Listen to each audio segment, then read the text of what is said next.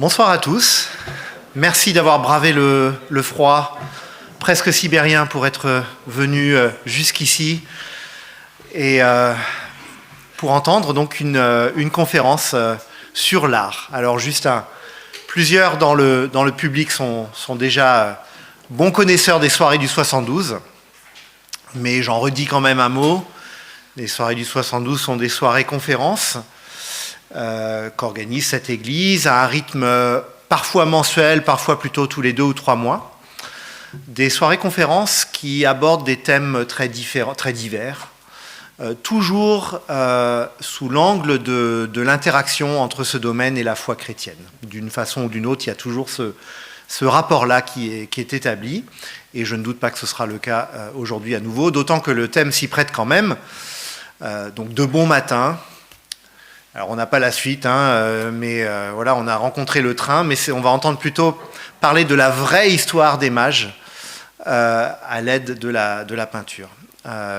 Donc cet épisode que beaucoup, en tout cas peut-être même y compris dans la société d'un point de vue général, que beaucoup pensent connaître un peu, mais qui va être rapidement associé à la galette, à des choses un peu triviales comme cela, alors qu'il y a une histoire qui est quand même sérieuse dans la Bible. Et pour ma part, j'ai hâte d'en savoir plus, d'entendre ce que notre orateur a à nous dire à ce sujet. Donc il s'agira bien d'une soirée artistique en particulier, mais avec un thème biblique. Et bien, nous sommes ravis d'accueillir Martin Slabekorn, accompagné de son épouse Anya. Martin qui a déjà été orateur ici à plusieurs reprises, ça remonte un petit peu maintenant. Mais donc on est d'autant plus ravis de le revoir. Martin qui est pasteur, qui est également interprète à la cour, alors je me trompe toujours, redis-moi exactement, la Cour de justice de l'Union européenne, parce qu'il y a quelques institutions qui ont des noms similaires, et donc qui a été bivocationnel, à la fois pasteur et interprète, et qui par ailleurs s'y connaît très très bien en histoire de l'art. Et donc avec ses différentes casquettes, il va pouvoir nous parler de ce thème. Donc, alors j'hésite presque à le dire parce que j'ai l'impression qu'il y a à peu près pour l'instant que des habitués ou relatifs habitués des soirées du 72, mais je dis quand même, la soirée s'arrêtera au plus tard à 20h30, c'est le cadre horaire que nous fixons. Ça inclut un temps de questions et de réponses, à moins que Martin prenne jusqu'à 20h30, mais c'est sans doute improbable. Donc nous devrions avoir un temps de questions-réponses. Et voilà, je crois que c'est tout ce que j'ai à vous dire pour l'instant. Et donc je suis très heureux de lui laisser la place, et je vous propose de l'accueillir par nos applaudissements.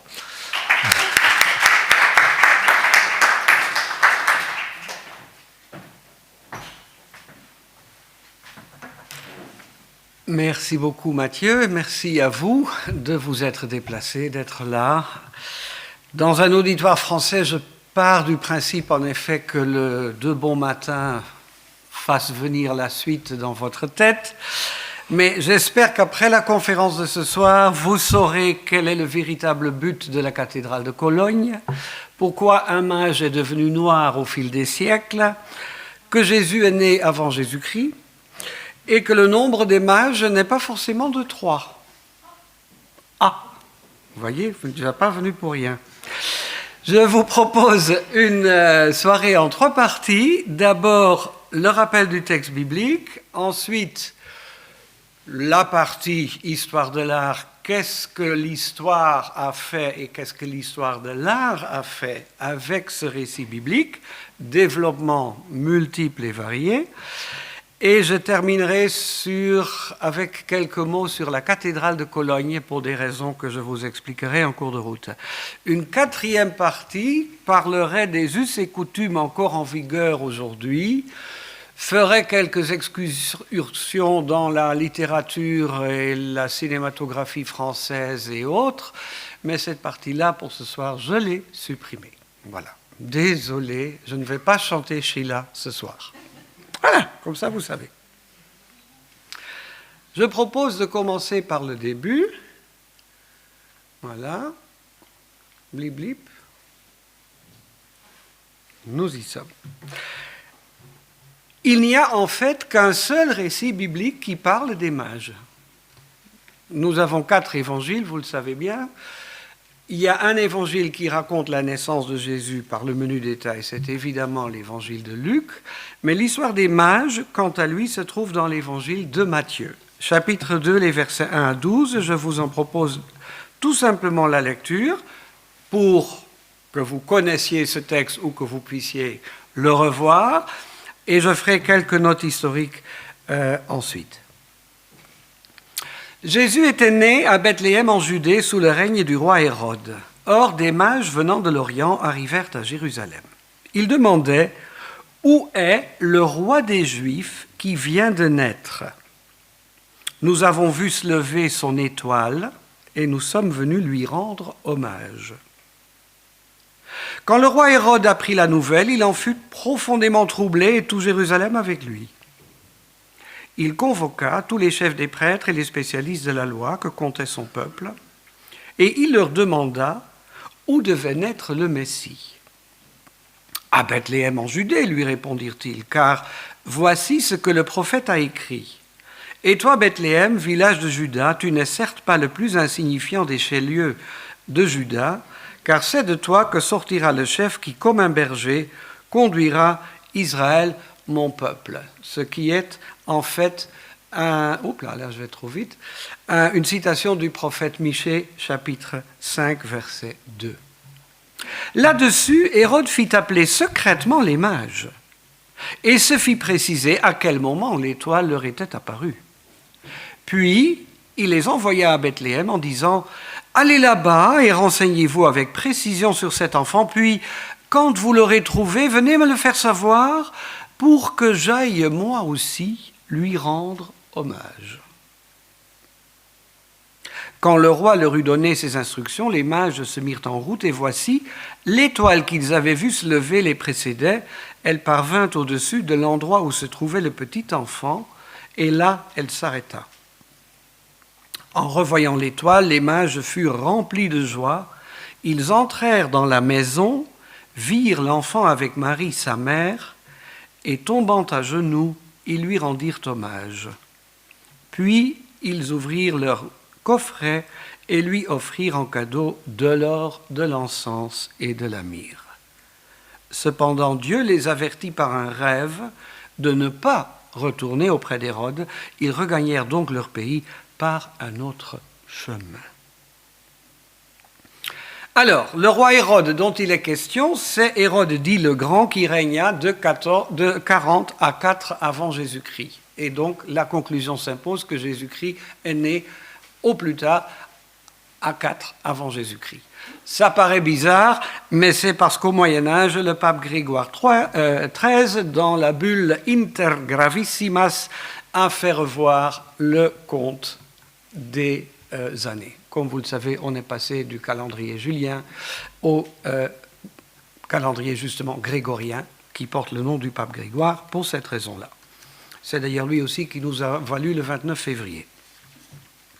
On avait des jours intercalaires déjà auparavant, mais c'est lui qui a fixé ça le 29 février tous les 4 ans pour que ce soit un peu plus propre. Voilà. Comme ça, vous savez des choses parfaitement inutiles à savoir. Hérode, quant à lui, était un fidèle allié des Romains, et le détail a son importance, les Romains lui avaient accordé le titre « le roi des Juifs » en 40 avant Jésus-Christ. Et il s'appelle le Grand parce qu'il avait reconstruit à grands frais le temple à partir de l'an 19, mais il était méprisé des Juifs pour 2 raisons. 1, il n'était pas juif, et 2, il avait fait massacrer toute la grande famille sacerdotale des Asmonéens, y compris sa propre seconde épouse, Mariamne, ce que le peuple n'a pas tellement apprécié. Alors les textes hors de la Bible signalent qu'il était extrêmement suspicieux par rapport à des rivaux éventuels, et les textes bibliques, bien entendu, le confirment. Imaginez un tel homme avec un tel titre. Les mages débarquent et disent « Où est le roi des Juifs qui vient de naître ?» Il faut quand même avoir le contexte pour sentir le poids du texte. Le grec commence d'ailleurs avec « lorsque Jésus était né », pas « Jésus était né ».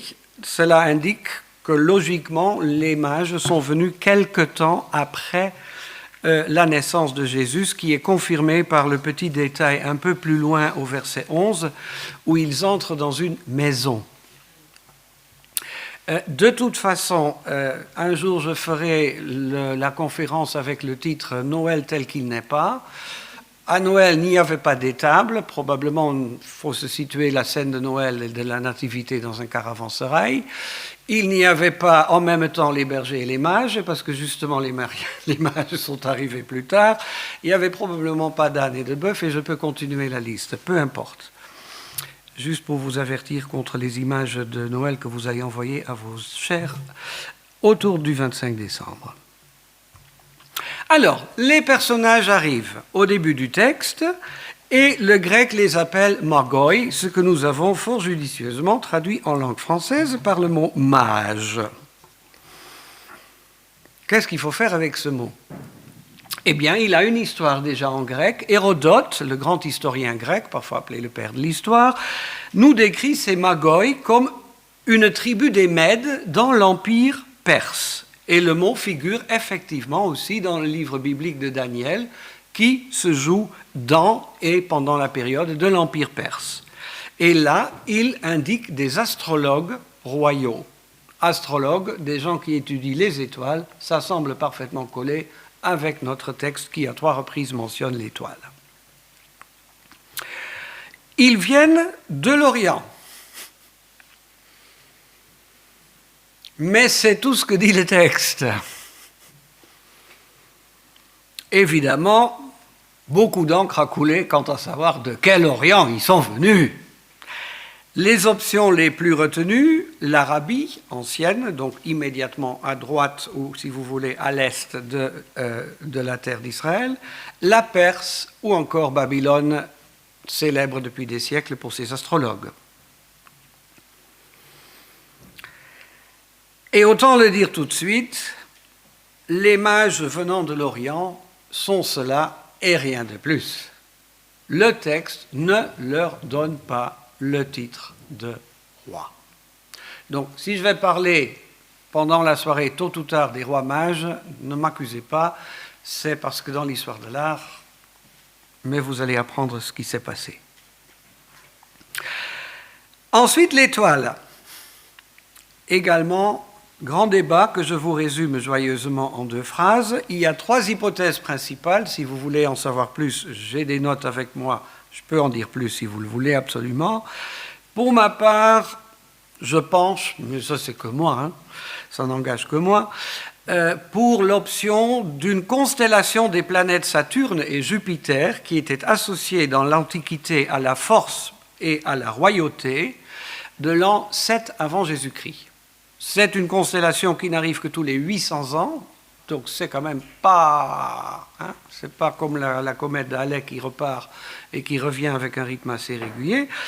Et ça me paraît une hypothèse relativement plausible et ça permettrait aussi aux mages, d'où qu'ils viennent, d'avoir le temps de réfléchir, de préparer le voyage, de débarquer et d'arriver à l'endroit voulu, au temps voulu.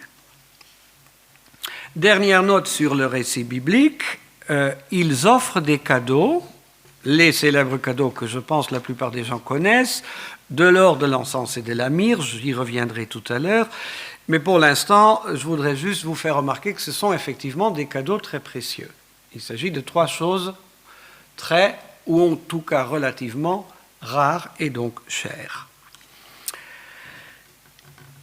Et ce sont certainement ces cadeaux, ou si vous voulez, la valeur de ces cadeaux, qui ont assez rapidement fait naître l'idée que pour pouvoir se permettre de tels cadeaux, il fallait bien que les mages soient plus que simplement mages. Je ne sais pas combien on payait les savants dans l'Antiquité, mais on peut supposer que c'était peut-être pas non plus des fortunes. Encore, que sait-on. Mais c'est cela qui a certainement joué.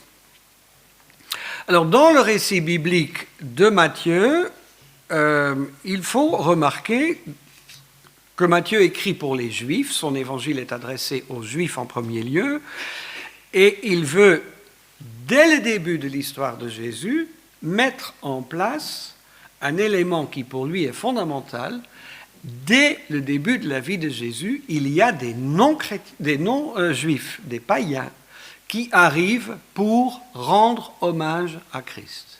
C'est un élément fondamental dans son évangile et c'est un élément fondamental dans sa logique qui va être une logique de dire Jésus est né en tant que sauveur, oui, du peuple juif, mais encore du monde entier.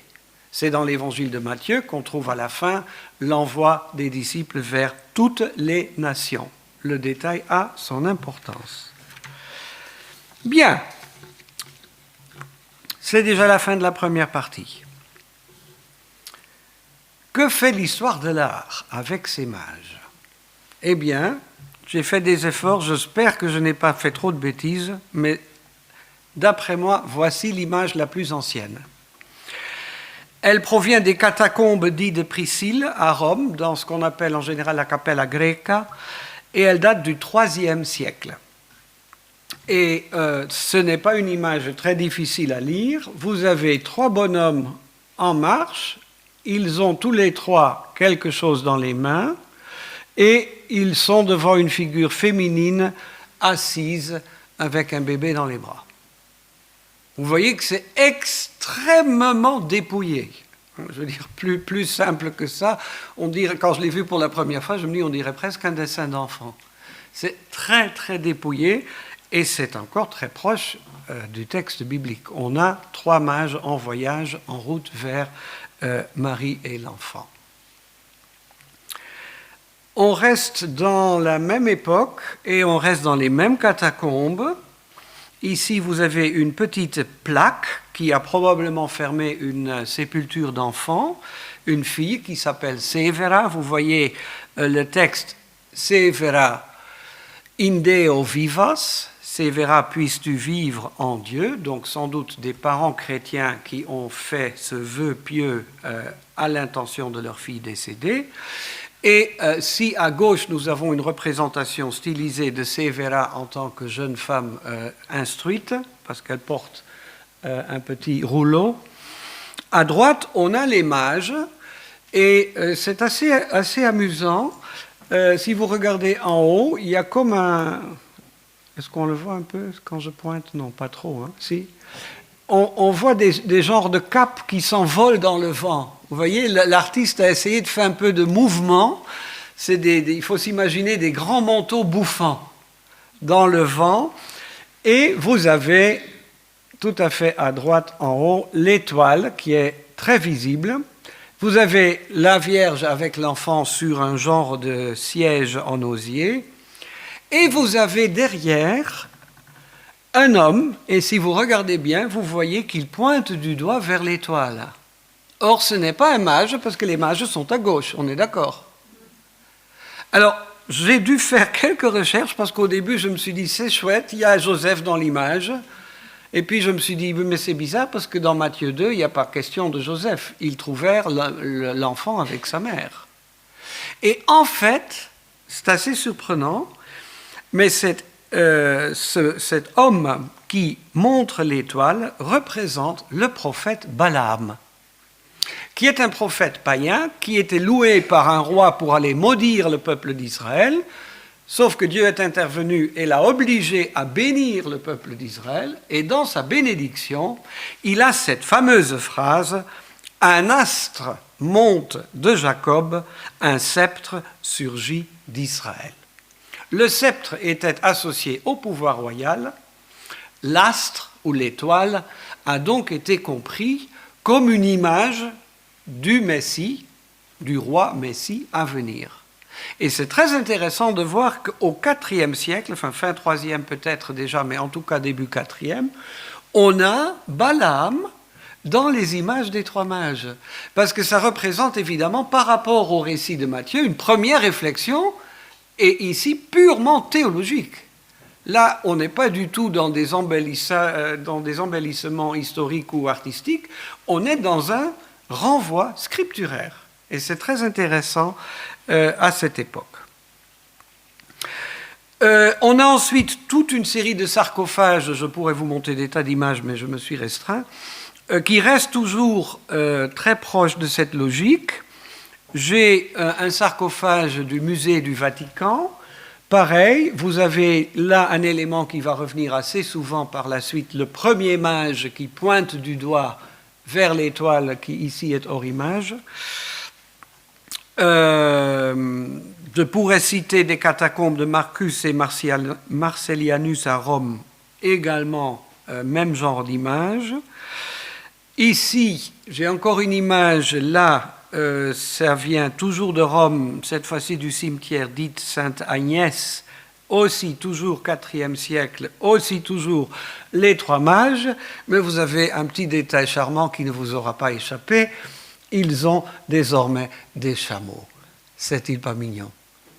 Alors, si vous avez grandi avec des images des rois mages avec un train de chameaux, regardez jusqu'où ça remonte. C'est quand même IVe siècle. Et ce n'est pas si idiot que ça, puisqu'ils étaient partis en voyage, ils devaient transporter des bagages. Il fallait bien qu'ils aient quelque chose. Des mules, possible. Des chevaux, fort peu probables à l'époque. Des chameaux, par contre, tout à fait conformes à l'époque. Tout à fait possible, voire plausible. Donc, et vous avez trois chameaux, personnellement je les trouve adorables, ils vont revenir assez volontiers par la suite. Là, j'ai une image de l'Espagne, de la ville de Castiliscar, IVe siècle, toujours et encore, et j'ai ici le sarcophage d'Arles, en France, évidemment. Ça reste toujours, en gros, la même logique. Il faut regarder à droite. Hein, les mages sont ici tout à fait à droite. Ce sont ces trois personnages-là au fond. Et vous regardez, en haut, il y a de nouveau des têtes de chameaux ou de dromadaires, si vous voulez, qui sont là. Alors, le nombre de mages. Combien y en a-t-il ? On arrive assez vite à 3 quand même. C'est Origène, le premier d'après ce que j'ai pu trouver, mais on trouve d'autres hypothèses en général plus tardives. Je pense qu'Origène est un assez bon choix.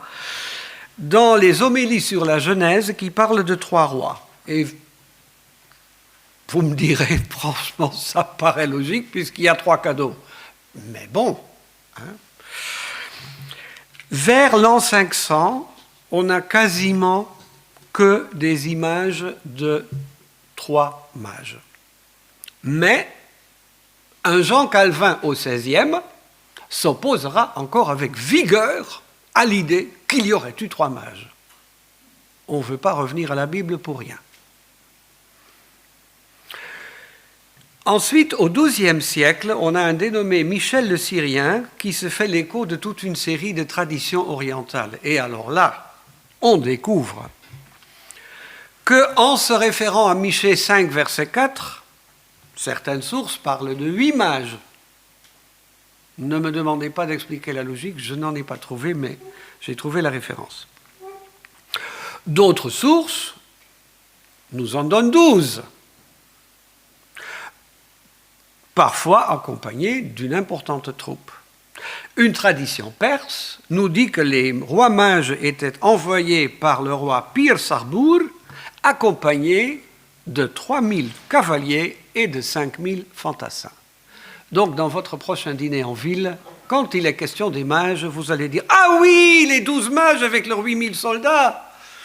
Je suis sûr que vous ferez de l'effet. Mais en général, à partir de 500, on est resté à 3 dans, en tout cas, la tradition occidentale. Et j'ai eu un mal fou à trouver des images pour les autres nombres. Donc ça n'a pas dû avoir beaucoup d'impact dans l'histoire de l'art. Ensuite, les rois mages sont évidemment dans la Bible des gens anonymes. Nous n'avons pas de nom pour ces braves gens. Mais demandez aux Français moyens de donner les noms des 3 mages, et qu'est-ce qu'ils vont vous dire ? Gaspard, Balthazar et Melchior, voilà. C'est aussi aux alentours de 500 qu'un manuscrit grec les mentionne pour la première fois. Et l'Encyclopædia Britannica donne comme détail que Balthazar serait le roi d'Arabie, Melchior le roi de Perse et Caspar le roi de l'Inde. Donc on a les trois options bibliques, sauf que l'Inde remplace Babylone, qui sont désormais figées et attribuées à chaque roi individuellement.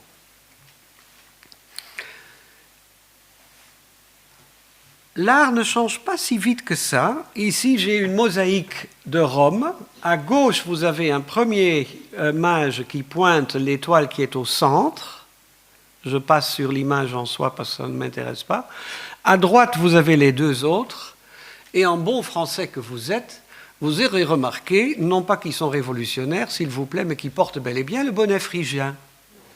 Mais rappelez-vous d'où vient le bonnet phrygien. Le bonnet phrygien vient de la Phrygie, exactement, et qui faisait partie de l'Empire perse. Perse. Rome est à gauche, les mages ne venaient pas de Rome, ils venaient de l'Orient. Rome est à l'Occident par rapport à Israël quand même. Mais les bonnets phrygiens étaient effectivement dans l'art une façon de dépeindre l'origine perse. Et je dis perse parce que les habits que vous voyez là sont des habits perses.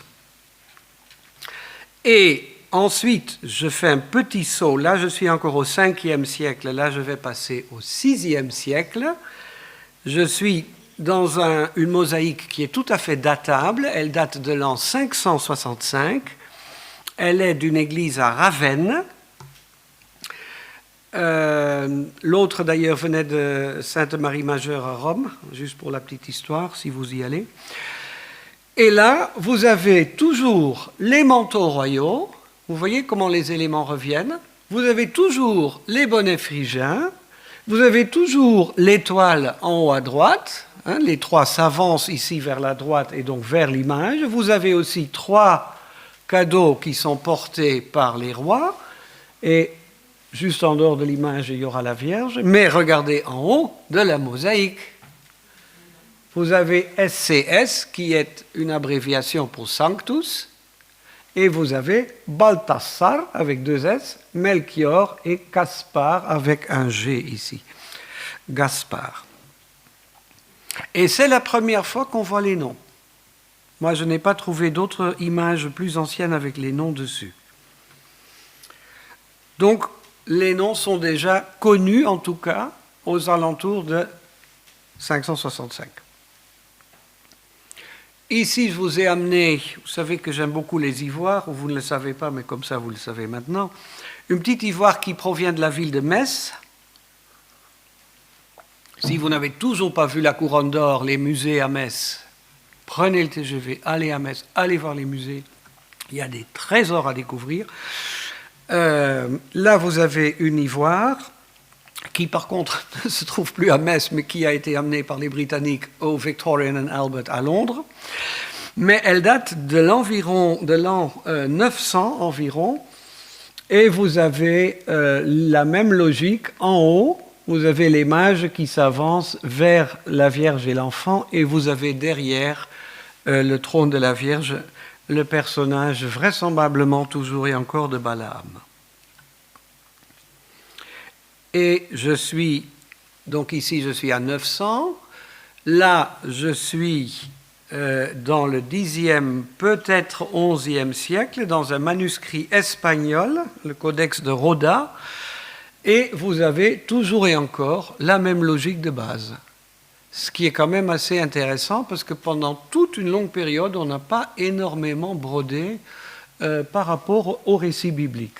Vous voyez toujours trois personnages, ils ont toujours des robes plus ou moins à la perse, et là, ils offrent quelque chose dans la main du premier, dans la main du deuxième, dans la main du troisième. Vous voyez des espèces de demi-lunes qui pourraient être des plats ou des coupelles, si vous voulez, qu'ils offrent à la Vierge et l'enfant. Oui, le bébé est un peu grand, mais ça c'est, on va dire, une particularité espagnole. Alors pour les noms, je suis remonté un peu plus loin par rapport à ce texte de l'an 500, On a un évangile dit l'évangile arménien de l'enfance, qui est un évangile apocryphe, qui donne les noms de Balthazar avec un Z, Melkon et Gataspar. Ensuite, en Égypte, on a un graphite du 7e siècle avec les noms Gaspard avec un G, Belchior avec un B et pas un M, et Baté Salsa. Par la suite, on a trouvé les noms dans un manuscrit du 8e, les Excerpta Latina Barbari, qui est assez connu parce que c'est une traduction latine d'une histoire universelle qui vient de l'Alexandrie, en Égypte. Et ce texte original date du IVe siècle, ce qui nous explique pourquoi en 565, je peux déjà avoir ces 3 noms sur la mosaïque de Ravenne que je vous avais montré tout à l'heure. Dans le manuscrit, les noms sont Bitisarea, Melikior et Gataspa. Et j'en reste là, parce que d'autres variantes, il y en a, en veux-tu, en voilà, à vrai dire.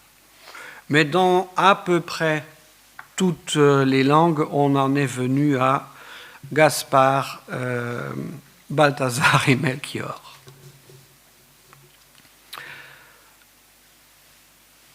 Comme je vous ai dit, là, je suis au 10e, 11e siècle déjà. Et j'ai donc, à vrai dire, dans l'histoire de l'art, une tradition relativement figée de 3 personnages qui, effectivement, deviennent assez vite royaux, mais pas trop clairement, parce qu'ici, vous voyez que ce sont toujours des bonhommes sans rien de particulier.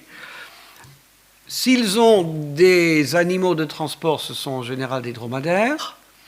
Et toute l'attention est portée sur le fait qu'ils sont venus en suivant l'étoile pour adorer l'enfant. On est très proche du texte biblique, finalement. On n'a pas énormément de changements. Ce qui est assez rare, hein, je vous le signale, parce qu'il y a quand même beaucoup de thèmes bibliques où on a énormément d'influence au fil des siècles. Ça va changer à partir du Xe siècle, XIe siècle. Et qu'est-ce qui va changer? Eh bien, leur titre de roi va être souligné en leur attribuant des couronnes. C'est Tertullien, donc là je remonte un peu en arrière, on est au IIIe siècle, début du IIIe siècle, qui décrit les mages comme ferereges, presque des rois. Et chaque pasteur qui a déjà prêché sait comment ça va avec ce genre d'expression. Ensuite, ça devient des rois. Et évidemment, parce que la nuance, faut pas trop demander que ça reste, hein, au fil des temps. Voilà. Donc, si vous voulez nuancer, nuancez à fond, parce que sinon, voilà ce qui se passe. Cela dit, même s'ils n'ont pas le titre de roi dans l'Évangile, il faut quand même être honnête. Dans le texte de Matthieu, on a clairement un thème royal qui résonne. On a le roi Hérode, on a les mages, on a la question centrale, où est né le roi des Juifs? Donc Jésus lui-même est associé avec le roi des Juifs. Et on a forcément, à cause du titre roi des Juifs que portait le roi Hérode, une tension inhérente, directe, et vous le ressentez très bien, parce qu'Hérode dit tout de suite, en secret, aux mages, « Ah, il faut surtout me dire où il est, hein, cet enfant, pour que moi aussi j'aille l'adorer. » Et puis on sait que par la suite, ça a donné le massacre de Bethléem, parce qu'il avait calculé par rapport au moment où l'étoile avait été vue, l'âge des garçons à massacrer. Donc, on a une tension là. Mais ce qu'on ignore peut-être, c'est que derrière ce titre roi des Juifs résonne aussi l'idée d'un Messie royal qui est effectivement très présent dans l'Ancien Testament. Il y a plusieurs prophéties qui, en plus, disaient que le Messie allait être adoré par des rois. Je n'en cite que 2, les plus connus, les plus cités dans l'histoire et dans les sermons et dans les écrits théologiques des siècles. Ésaïe 60, verset 3, « Toutes les nations viendront à ta lumière, des rois puissants viendront pour voir ton rayonnement. » Et le psaume 72, verset 10, qui était considéré comme une prophétie sur le Messie, Et les rois de Tarsis, des îles, des régions côtières, lui apporteront des présents. Les rois de Saba et de Séba lui présenteront leurs offrandes. Et là, vous voyez un thème qui, justement, va jouer, y compris dans la théologie mathéenne, à mon avis.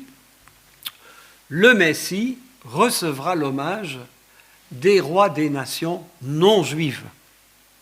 Et c'est peut-être aussi une tension sous-jacente dans le texte de Matthieu 2 même, où on a ce roi non juif qui porte le titre de roi des Juifs, à qui on demande où est né le vrai roi des Juifs, et vers qui veulent aller ces mages.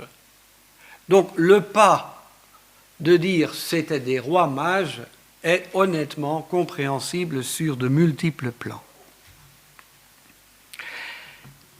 Par contre, le fait de mettre des couronnes sur leur tête n'est guère innocent.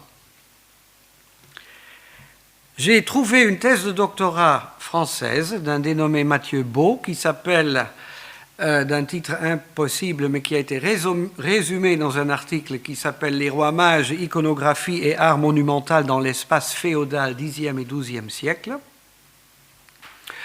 Et Mathieu Beau signale le développement. Il dit, voilà, déjà au IVe à VIe siècle, on voit les vêtements qui deviennent de plus en plus souvent des vêtements royaux. Lui, il voit la volonté d'exalter les institutions papales et impériales de l'époque. Je n'en suis pas 100% convaincu, mais je n'ai pas fait de thèse de doctorat. Par contre, à partir du Xe siècle, on se rend compte que les chameaux vont être remplacés par des chevaux associés à la noblesse de l'époque, au pouvoir royal de l'époque, aux armées de l'époque, et on voit qu'ils commencent à porter des couronnes pour bien souligner leur royauté. Et on voit qu'à la fin, il y a un thème iconographique qui apparaît, les rois mages qui enlèvent leurs couronnes et les donnent à l'enfant. Or, là, c'est tout sauf innocent. Beau a étudié l'interprétation différente selon les différentes régions, Espagne, Italie ou France, mais ce qui est sûr et certain, c'est que ce qui joue à l'époque, c'est le débat entre le pouvoir séculier, traduisez l'empereur du Saint-Empire romain, allemand des nations, et le pape. Qui doit nommer les évêques? Fameux débat. Qui a le pouvoir ultime? Pensez à l'existence de la tiare, le triple pouvoir du pape, symbole tous sauf innocent là aussi. Et évidemment, si dans les églises, je montre des rois qui représentent le pouvoir royal, qui s'inclinent devant Jésus, qui forcément doit représenter le pouvoir de l'Église, c'est tout sauf innocent. C'est un message social et politique clair et net. Le roi n'a qu'à se soumettre au pape, y compris l'empereur d'ailleurs, Barberousse et autres, Canossa. Je n'en dis pas plus. Mais c'est très intéressant parce que de la sorte, nos pauvres mages se trouvent en plein milieu d'un débat politico-social qui va durer pendant presque 200-300 ans et qui sont, de façon tout à fait démontrable, associés à une volonté politique d'influencer des débats par le biais des images qu'on montre aux fidèles dans les églises. Ce qui est assez remarquable. Alors, illustration, le plus vieux que j'ai trouvé, Guido da Siena, un peintre italien, là, cette œuvre date de 1270-1280. Vous observerez à gauche, justement, les chevaux, excitent les pauvres chameaux. Nous avons désormais des chevaux et ils ne vont plus partir, hein, je vous le dis tout de suite, vous allez voir désormais, quand il y a des animaux avec les mages, ça sera des chevaux, ce qui est dommage. Moi, j'aurais tellement aimé les chameaux. Mais surtout, vous voyez que les mages portent clairement des couronnes. Encore une image avec des ivoires, je pense que vous le voyez assez clairement. Là, vous avez deux rois debout devant Marie assise avec le bébé, et vous voyez, si mon petit machin veut, vous voyez les couronnes ici et ici, mais remarquez que le troisième n'a pas de couronne, et je me demande si cette troisième couronne n'est pas là. Cet ivoire, d'ailleurs, est un ivoire allemand qu'on a daté entre 1375 et 1400. Et vous remarquerez aussi que ce qui était auparavant l'étoile, vous n'allez peut-être pas le reconnaître, mais c'est cette fleur, ici entre les mains d'un ange un peu fortuit à vrai dire, mais c'est cette fleur qu'on va assez souvent retrouver par la suite sur des chapiteaux, parce que la maison de Marie de Matthieu II va se transformer en maison, mais ça c'est un autre débat, peut-être une autre conférence un jour, donc je ne vais pas aller dans les détails. M'excuse, il faut bien que je tatille votre curiosité pour l'avenir, sinon je serai au chômage. Là j'ai le Breviario de Amor, un texte manuscrit espagnol du XIIe. Là aussi, vous avez très clairement la Vierge à droite avec l'enfant, deux rois couronnés, le troisième à genoux, et vous voyez, ici c'est net et clair, la troisième couronne, elle est bel et bien en bas, et l'étoile est restée ici une vraie étoile rouge. À gauche, vraisemblablement, c'est la discussion des mages avec le roi Hérode. Juste pour que vous ne vous demandiez pas qu'est-ce qui se passe à gauche, c'est vraisemblablement ça. Et j'ai encore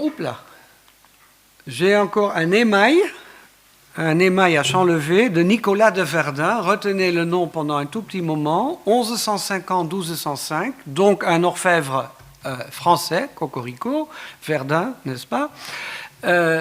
Et c'est particulièrement intéressant parce que là, vous avez tout à fait le deuxième mage. Le premier, il pointe du doigt vers l'étoile, vous le voyez. Le deuxième, par contre, regardez, il est en train de prendre sa couronne pour l'enlever. Là, on est en pleine propagande politique. Alors là, il n'y a pas de doute, c'est net et clair. Ce geste-là, il n'est pas biblique, il n'est pas historique. Il est purement politique. C'est l'idée, le pouvoir séculier doit se soumettre au pouvoir spirituel. Retenez le nom de Nicolas de Verdun, nous y reviendrons dans un instant. Ça va, je suis dans les temps.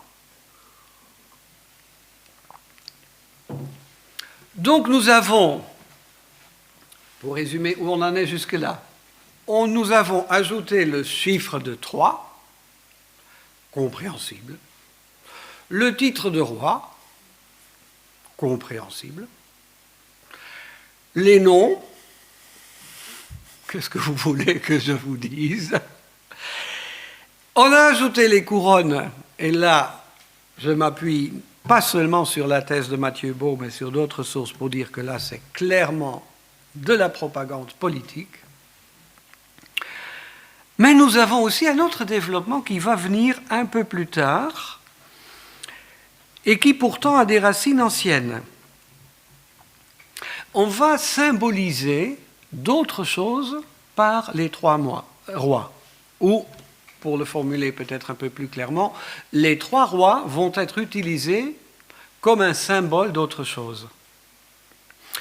Et ça remonte à un homme très érudit du 7e siècle, Beda Venerabilis, comme on l'appelait, Bède le Vénérable, comme on dit en français, un des hommes les plus érudits du 7e siècle, théologien, historien, poète, homme de prière fascinant. J'ai retrouvé des prières de lui, c'est remarquable. Je vous recommande de lire de vieilles prières, c'est très édifiant. Je suis à chaque fois surpris combien je me sens proche de gens qui sont morts depuis des siècles et des siècles. Et c'est vraiment une de mes découvertes de ces dernières années. Et Beda n'est pas le moindre à lire. Vers 725, Bède le Vénérable a vécu de 672 à 735, donc 10 ans avant sa mort. Il interprète les rois comme représentant à la fois les trois âges de l'humanité, donc l'âge jeune, l'âge moyen, comme on dit parfois, et l'âge mûr, et aussi comme représentant le monde entier, c'est-à-dire les trois continents. J'espère qu'il n'y a pas d'Australiens et d'Américains dans la salle. Je suis désolé, mais notre vieille Europe au Moyen-Âge ne connaissait que trois continents, l'Afrique, l'Europe et l'Asie. Donc, désolé, les autres, vous êtes venus par la suite. Je n'y suis pour rien et nous sommes très inclusifs par ailleurs. Donc, qu'est-ce qu'on finira par avoir? On finira par avoir un Caspar qui est jeune, imberbe et africain, un Balthazar d'âge moyen avec une barbe noire en général et asiatique, et Melchior, il faut croire que la vieille Europe était déjà la vieille Europe en l'an 725, parce que Melchior est le blanc, il est l'européen, et il sera vieillard.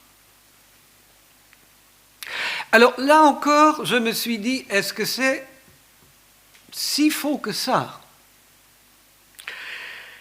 Finalement, le but de Bède était de dire, en ces trois rois, nous avons en quelque sorte les représentants de toute la terre et de l'ensemble de l'humanité aussi par ces trois âges, qui sont les trois âges tout à fait classiques depuis la haute antiquité, hein, ça c'est rien de nouveau. Mais c'est, en d'autres termes, une façon de dire les mages sont un symbole d'universalisme. Ils représentent le monde entier, toutes les nations qui viennent à Jésus pour l'adorer. Et honnêtement, pour moi, ça résonne tout à fait avec le récit original de Matthieu, et originel de Matthieu, je peux dire les deux dans ce cas-ci. Donc c'est intéressant, mais curieusement, entre 725 et je dois vérifier ma date pour ne pas dire de bêtises, mais j'y reviens dans un instant. Voilà, entre 725 et 1470, ou 1461 pour être tout à fait exact, le thème ne semble pas avoir été exploité. Et j'en veux pour preuve une petite suite d'images. Je suis à Paris, il m'a semblé être sympathique avec un auditoire parisien en vous montrant une image de Notre-Dame de Paris. Si vous voulez, c'est la clôture du chœur. J'espère qu'elle existe encore, mais je pense qu'elle a survécu au massacre, à la catastrophe.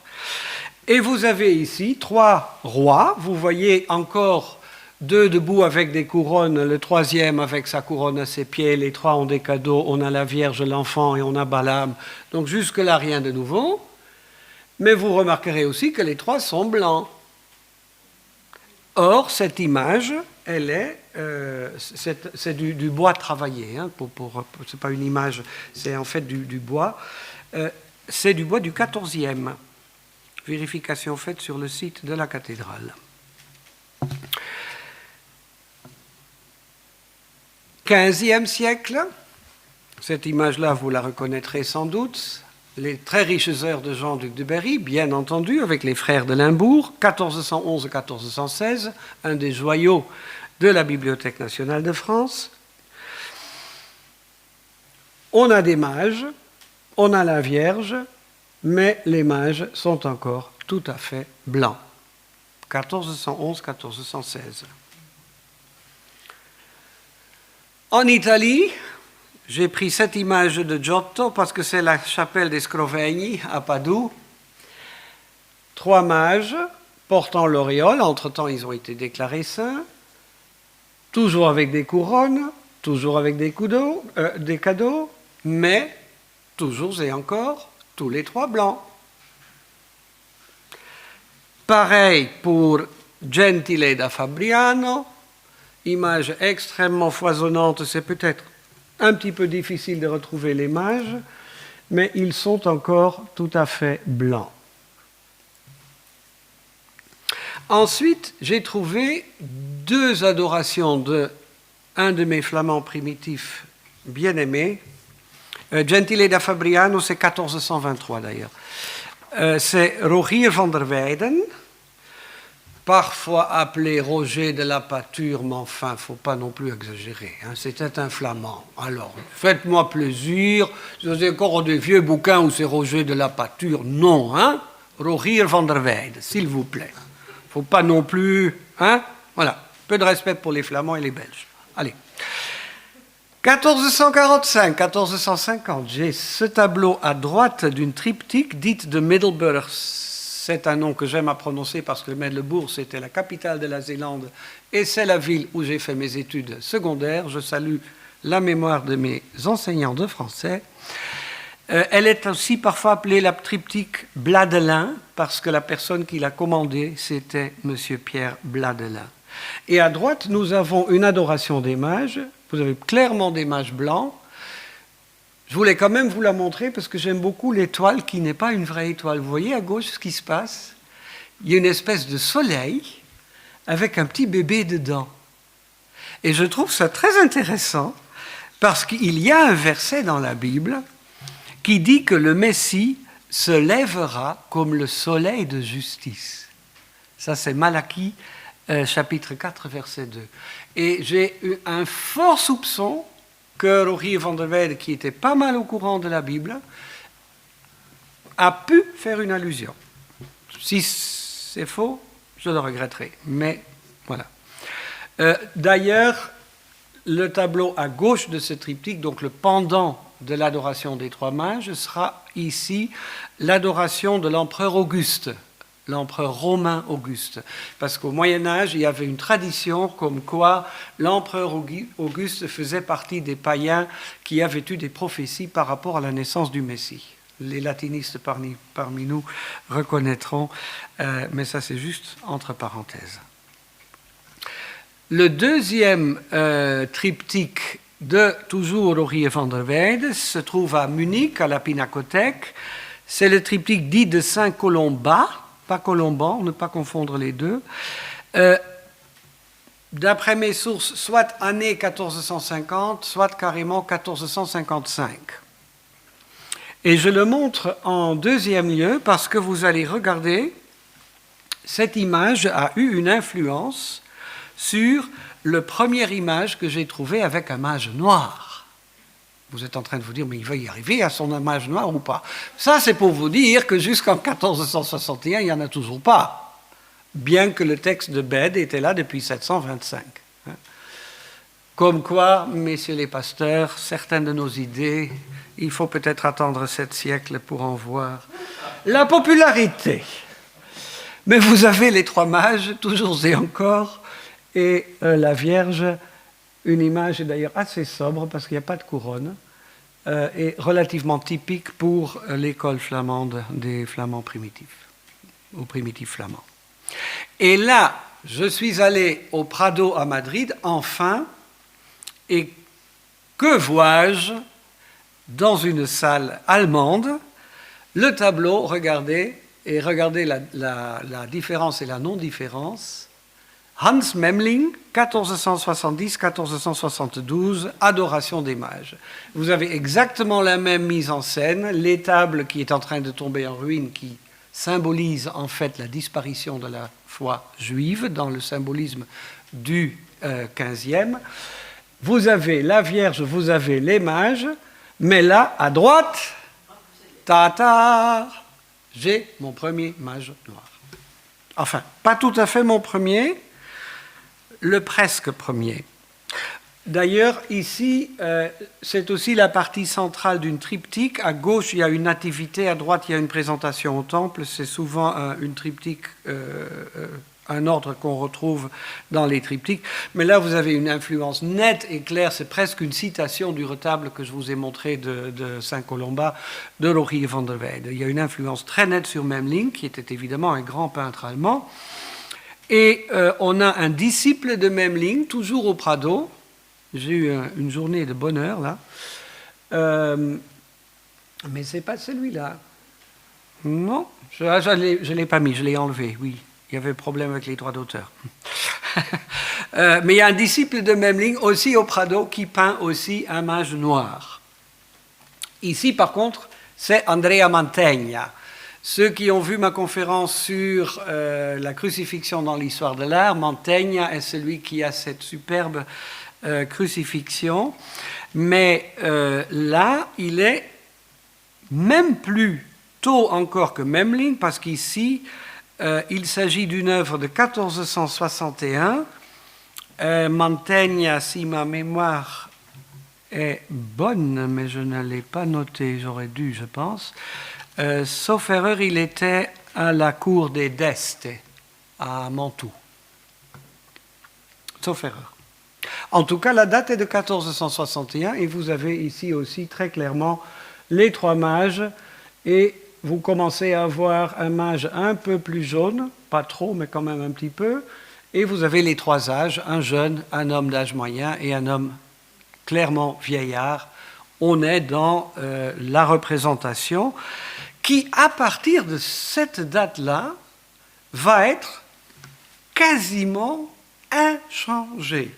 Et c'est relativement rare dans l'histoire de l'art qu'il y a un thème qui apparaît comme ça, donc là on va dire 1460-1470, et qui à partir d'une génération plus tard, donc 1500, c'est facile à retenir, va être quasiment acquis dans l'Europe tout entière, où que l'on soit. Ça c'est curieux. Toutes les écoles françaises, flamandes, allemandes, même en Grande-Bretagne, tout le monde va peindre le troisième mage noir, et en général ce sera donc les trois âges et les trois continents. Je n'ai pas encore trouvé d'explication. Si quelqu'un tombe sur des articles à cet égard, envoyez et je serai reconnaissant. Je ne vais pas donner beaucoup d'exemples pour des raisons de temps, mais quand même quelques images que je ne voulais pas enlever de la série. Évidemment, le problème de ce genre de conférence, c'est qu'on a à un moment donné tellement d'adoration qu'on ne sait plus où se donner la tête. Donc j'en reste quand même à quelques valeurs sûres. Ici, une valeur sûre qui va vous amuser peut-être un petit peu. Albrecht Dürer, le fameux peintre allemand de Nuremberg. Si vous êtes à Nuremberg, surtout allez voir sa maison natale et surtout n'allez pas visiter la maison sans prendre la visite guidée. C'est un joyau de muséographie moderne, parce que vous mettez le casque et vous avez sa femme qui vous parle. Et c'est extraordinaire, parce que toute cette visite guidée, messieurs, dames, a été faite à partir des journaux intimes de la femme de Dürer. Alors, vous avez des détails plus que succulents, je ne vais pas vous dire lesquels, vous avez des tas de détails succulents, et elle peint la vie d'un peintre allemand aux alentours de 1500 avec tous les détails voulus, et en même temps, vous êtes dans sa maison. Vous êtes dans la maison de monsieur et madame Dürer. Et donc, vous vous promenez, et elle va vous dire, bon ben voilà, ça c'est ma cuisine, vous savez, malheureusement, mon mari n'était pas toujours si riche, etc. etc. Et c'est extraordinaire. J'ai rarement eu une visite guidée qui m'a autant plu. C'était très très beau. Et Dürer, il n'était pas forcément très laid, il n'était pas forcément très modeste non plus, soit dit en passant, parce que voici au plein milieu, si vous ne le connaissez pas, le monsieur avec les grands cheveux blonds bouclés, c'est Albrecht Dürer lui-même. Il s'est carrément représenté lui-même en mage. La modestie est une belle vertu, disait mon professeur de français, aussi suis-je fier de la posséder.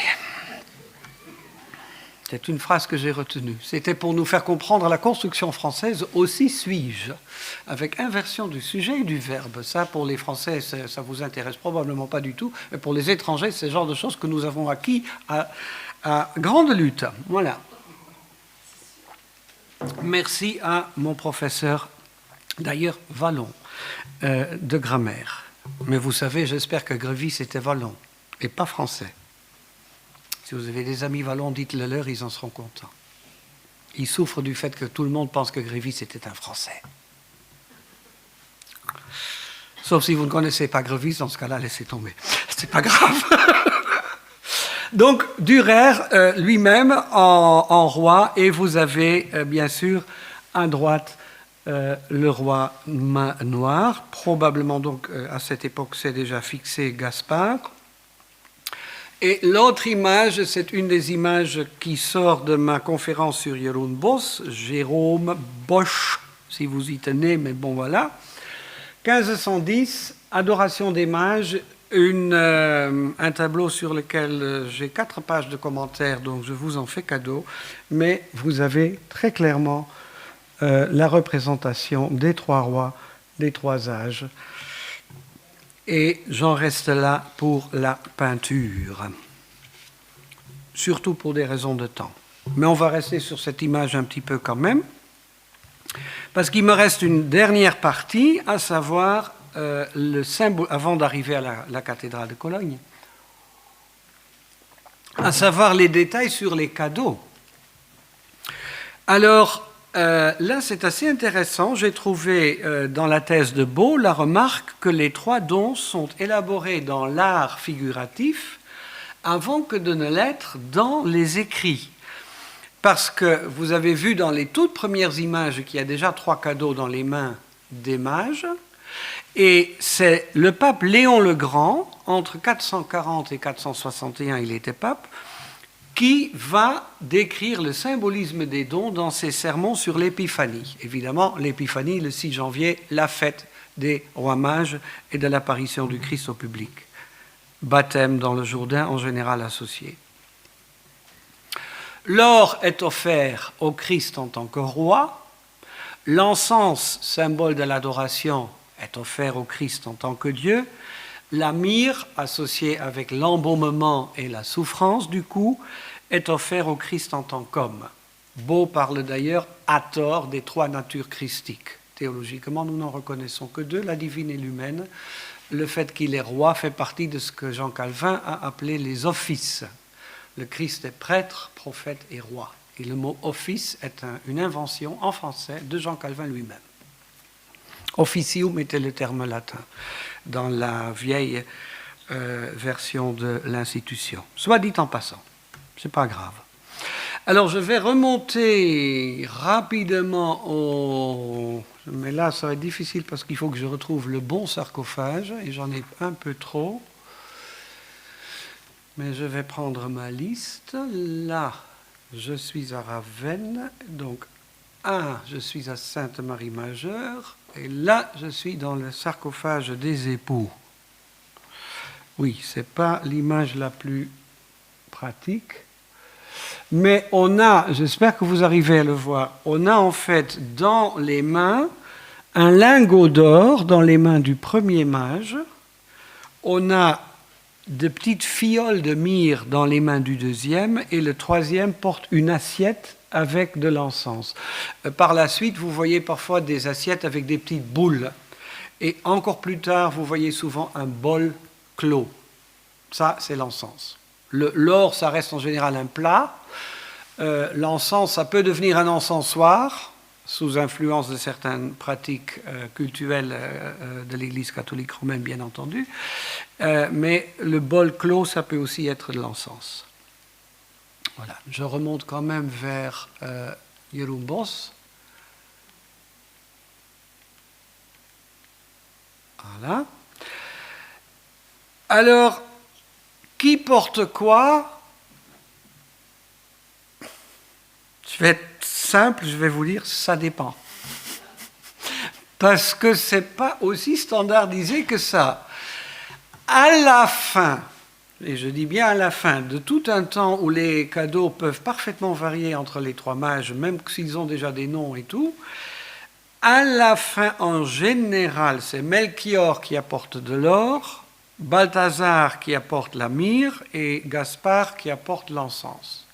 La myrrhe étant effectivement de provenance africaine, l'encens étant effectivement de provenance en particulier indienne, et l'or, on en trouve en Europe, c'est un fait, donc ce n'est pas tout à fait illogique.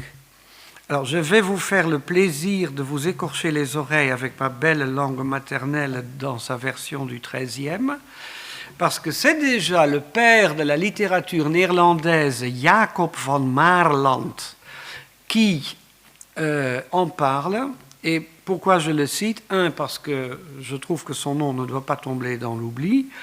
De deux, parce qu'il a fait quelque chose, si un jour je vais faire quelque chose avec la néerlandistique, ce sera sans doute mon thème. Il a fait quelque chose de remarquable. Il a réécrit la Bible entière, de la Genèse jusqu'à l'Apocalypse, en vers rimants. 11 000, s'il vous plaît. Et ce, en 1271. Parmi les monuments de la littérature néerlandaise, celui-ci est un des plus remarquables. Alors, je vous le cite. Il ajoute le commentaire alors qu'il traduit donc le passage de Matthieu 2, vous l'aurez compris. In trout meenden sie openbare dat hij mogende koning ware, in t wier ook sine goddelijkheden, in die mirre meende sie mede dat hij sterfelijk mens geware. Dans l'or, il voulait évidemment dire qu'il était un roi puissant. Par l'encens, ils indiquaient sa divinité. Par la myrrhe, ils pensaient également qu'il était un être humain mortel. Voilà. Et vous avez en particulier dans l'hymnologie britannique et de l'Église anglicane et des autres églises anglophones, tout un tas de chants de l'Avent qui chantent les trois rois et qui très souvent vont citer ce symbolisme-là pour les trois dons. En particulier, We Three Kings of Orient Are, il y a très clairement des strophes pour chaque cadeau où c'est expliqué, oui, c'est parce qu'il est roi, parce qu'il est Dieu et parce qu'il est homme.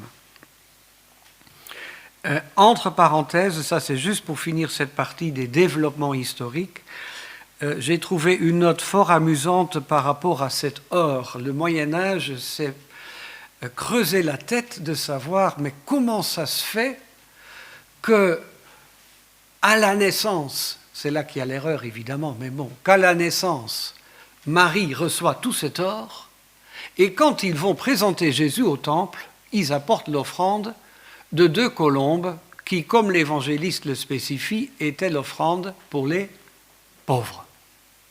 Eh bien c'est simple, Marie, dans une brillante idée fort chrétienne, a décidé de donner l'ensemble de l'or aux pauvres, et puis voilà.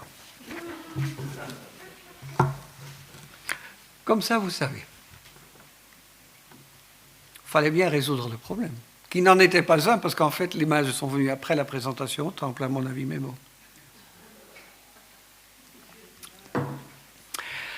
Passons à Cologne.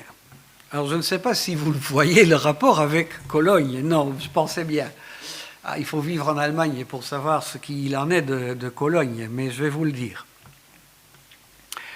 Je vais peut-être commencer avec les croyances du XIIIe. La légende dorée, ça vous dit quelque chose, Legenda Aurea, le grand recueil de toutes les histoires de saints, les hagiographies de l'époque, de Jacques de Voragine, qui était d'ailleurs l'archevêque de Gênes, en Italie. Il résume les croyances du temps. Et ma femme va rire parce que pour changer, c'était Sainte Hélène, la mère de l'empereur Constantin Ier, qui était Constantin de 306 à 337, c'est lui qui déplace la capitale de l'Empire romain à Constantinople, justement. La mère de l'empereur, donc Sainte Hélène, avait retrouvé ses reliques. Elle avait un don remarquable pour retrouver des reliques. Vous ne voulez pas savoir tout ce qu'elle a retrouvé. Vers l'an 330. Et elle les avait évidemment fait transporter à Constantinople. Mais à Milan vivait l'évêque Eustorge, 344-350 évêque de Milan, et Eustorge avait eu la bonne idée de transférer les 3 corps des rois mages à Milan. Où il a fait ça en 344, donc tout de suite au début de son épiscopat, où ils étaient exposés à la vénération des fidèles dans la basilique Sant'Eustorgio, donc Saint-Eustorge. La basilique reste encore, mais malheureusement, si vous y entrez, vous trouvez juste un énorme sarcophage en pierre, et c'est tout. Pourquoi? Parce que dans les troubles du XIIe siècle, à un moment donné, l'empereur allemand Frédéric Barberousse a eu une guerre contre la ville-État de Milan. Il a gagné, donc il a mis la ville à sac. Et il se trouvait que le chancelier de l'empereur allemand était en même temps archevêque électeur de Cologne, un dénommé Reinald von Dassel, Reinald de Dassel pour les francophones parmi nous.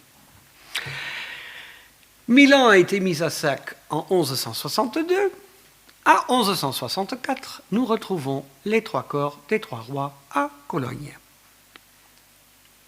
Alors, pour être complet, après de longs débats entre 2 archevêques, celui de Cologne et celui de Milan, en 1903, l'archevêque de Cologne a décidé de renvoyer quelques morceaux d'os et de vêtements pour consoler les Milanais, qui ont tout de suite construit un autel dans l'église de Saint-Eustorge, toujours et encore, non loin du sarcophage vide qui est là comme seul souvenir du fait que les 3 rois mages ont été là pendant tout un temps. Et d'ailleurs, Saint-Eustorge se fait une fierté d'être à peu près la seule église dans toute la chrétienté à avoir sur le clocher non pas une croix ni un coq, mais, devinez, une étoile. Comme disent les Italiens. Alors depuis 1164, on retrouve les rois à Cologne.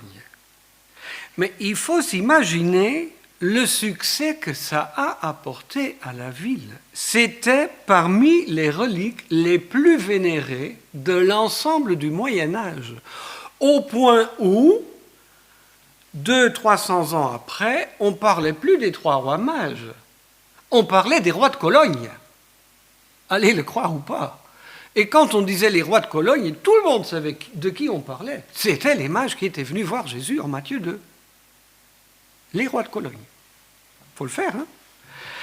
Et la ville est devenue, grâce aux reliques, un centre de pèlerinage tellement important qu'un lointain successeur de Reinald von Dassel a décidé de complètement refaire la cathédrale pour en faire en fait un énorme reliquaire qui comporte en son cœur, avec C et avec CH, le reliquaire qui contient les os des 3 rois mages. Alors, soyez prêts à être épatés parce que ça vaut comme disait le guide Michelin, vaut le détour. Voici la chasse des 3 rois mages. Conservée donc à la cathédrale de Cologne, et elle se présente en quelque sorte comme une espèce de basilique en miniature. J'ai une vue latérale où ça se voit un peu mieux. Je vous ai dit de retenir le nom de Nicolas de Verdun. Eh bien, c'est lui, l'orfèvre, qui est responsable de cette magnifique chef-d'œuvre. Elle avait été taillée, réduite pendant plusieurs guerres. Elle a été reconstruite à frais énormes dans les années 70, d'après les plans d'origine, et en remettant en particulier des pierres précieuses. Alors, il y a une âme de bois qui est recouverte d'or, d'argent, de cuivre repoussé et doré, mais aussi, justement, Nicolas de Verdun, démon à champ levé. La technique du champ levé, en particulier dans les parties latérales, mais ça ne se voit pas trop bien sur cette image-ci. Je vais voir si j'ai des détails. Voilà. Là, j'ai le détail. Je vérifie pour ne pas dire des bêtises. Voilà. Vous avez ici l'adoration des mages sur la chasse des 3 rois mages dans la cathédrale de Cologne. Vous me suivez encore? Donc c'est sur cet énorme reliquaire qu'il y a toutes sortes d'images. Et sur un des côtés, vous avez les 3 mages. Et là, vous pouvez voir très très bien toutes ces taches de couleur. Ce sont des pierres précieuses et semi-précieuses. Au XIIIe siècle, il y en avait 222 Actuellement, il y en a encore 138 de ces vieux qui sont encore en place, mais il y en a 166 de supplémentaires qui ont été ajoutés, en particulier lors de la restauration de 1973, pour remplacer ceux qui avaient été volés ou perdus. Mais vous avez aussi des camées qui sont extrêmement vieux et très très très précieux. C'est vraiment, il faut le voir, et puis je veux dire, il ne faut pas s'imaginer un truc comme ça, hein, il faut s'imaginer un objet nettement plus grand qu'un cercueil, et d'une hauteur d'un bon mètre. Il est derrière du vitre blindé, bien entendu, mais c'est un chef-d'œuvre, et vous pouvez être fiers parce que c'est donc de Nicolas de Verdun. Alors, à de très rares occasions, on ouvre le reliquaire. Ça va peut-être vous choquer un peu, j'espère que non, mais voilà. Dans ce cas-là, on voit 3 crânes avec des couronnes d'or qui sont donc les crânes dits, bien entendu dits, des 3 rois mages. Mais là, vous avez aussi une idée de comment ça se présente comme objet. Alors, pour l'évêque de Cologne, les reliques des 3 rois mages étaient à la fois un lien avec le Saint-Empire germanique, dont, encore une fois, l'archevêque de Cologne était électeur. Il était un des 7 Kurfürsten, donc l'un des 7 princes électeurs de l'Empire germanique, qui avait donc le droit d'élire le prochain empereur. Vous savez que l'empereur n'était pas héréditaire dans l'Empire germanique, c'était à chaque fois les 7 électeurs qui se réunissaient à la mort d'un empereur pour élire le prochain. Et ça pouvait être n'importe lequel des rois, roitelets, ducs, princes, comtes, de l'ensemble des États qui composaient cet énorme empire européen. Donc l'archevêque de Cologne avait cette très haute charge. Il n'y en avait que 7 dans l'ensemble de l'Empire. Et donc pour lui, c'était très important d'avoir ce lien. Et évidemment, ces reliques étaient considérées pendant tout un temps comme les reliques les plus importantes. Donc ça a fait venir une richesse énorme à la ville de Cologne, qui de toute façon était déjà un centre de commerce depuis la haute antiquité. Donc, si vous voyez Cologne aujourd'hui, vous voyez la cathédrale, allez-y, faites un tour avec un guide, là aussi. Ils ont des guides excellents. Et c'est très, très intéressant parce que vraiment, quand vous voyez la cathédrale de l'extérieur et puis le reliquaire à l'intérieur, vous avez l'impression de voir une copie conforme. Mais c'était le reliquaire qui était là avant.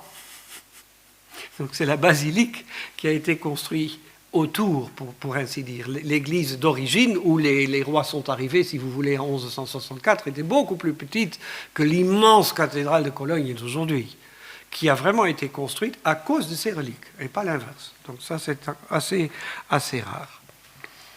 Alors, j'ai une image de la cathédrale, donc voilà. Vous pouvez comparer avec la chasse. Et j'ai une petite image dont je n'ai pas retrouvé, hélas, mes notes, parce que je les ai perdues par une fausse manipulation, mais là, vous avez un exemple d'un roi qui est en train d'adorer les 3 rois à l'intérieur de la cathédrale de Cologne. Et vous avez ici, et je finis avec cette image-là, un manuscrit qui vient de Majorque, mais qui se trouve ici à Paris, encore une fois, heureux de vous, la Bibliothèque nationale de France, une fois de plus, un manuscrit qui date de 1375 et qui représente les 3 mages en route. Vous voyez le premier qui pointe vers une étoile qui est hors champ de vue, mais nous sommes en 1375, donc après 1164. Donc les rois sont déjà où? À Cologne, et si vous regardez là, vous voyez le mot Cologna dans le texte. En fait, ils sont en route vers Cologne. Il faut le faire.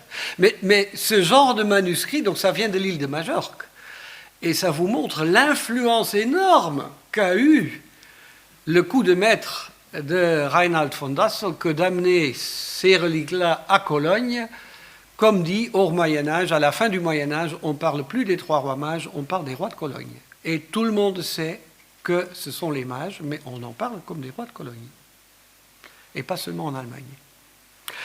Voilà, ça termine la partie sur la cathédrale de Cologne. Ceci vient donc d'un atlas dit l'Atlas catalan d'Abraham Cresques. Vraisemblablement, on n'est pas entièrement sûr de l'attribution, mais vous pouvez le voir ici à la BNF, donc la Bibliothèque nationale de France. Je conclus. Pour Matthieu, la venue des mages est surtout important pour faire comprendre aux Juifs que leur Messie, entre guillemets, est aussi le Messie, le sauveur des païens qui viennent l'adorer comme roi. Et quand on compare les deux évangiles de l'enfance, celui de Luc et celui de Matthieu, il y a un fort beau contraste entre les bergers pauvres et marginaux par rapport à la société, à qui apparaît l'ange chez Luc, et les mages de Matthieu, étrangers, puissants, riches, qui convergent, même si, à mon avis, ils ne se sont pas rencontrés, mais ils convergent spirituellement, en quelque sorte, vers le Christ pour l'adorer les uns comme les autres. Et si jamais quelqu'un parmi vous possède dans sa bibliothèque le livre de Jacques Ellul, L'homme et l'argent, je vous renvoie aux dernières pages où il a écrit une méditation extraordinairement belle sur les bergers et les mages, sous l'angle de l'argent, mais ce sont des pages qu'il faut déguster parce que c'est une méditation extrêmement belle. Pour moi, il est un peu paradoxal que certains adorent peut-être plus les personnes qui ont adoré que le Christ qu'ils ont adoré, mais en même temps, je me dis, les mages, même avec la galette des rois, le Roscón de Reyes en Espagne et d'autres traditions, dont la cavalcade à Saint-Eustorge, etc., tous les ans à Milan, il reste, à mon avis, dans toutes ces traditions, quand même des éléments de l'adoration de Dieu qui est, au moins sur le fond, encore présent. C'est peut-être pas sans intérêt que de l'avoir rappelé grâce à ces quelques images. Je vous remercie de votre attention.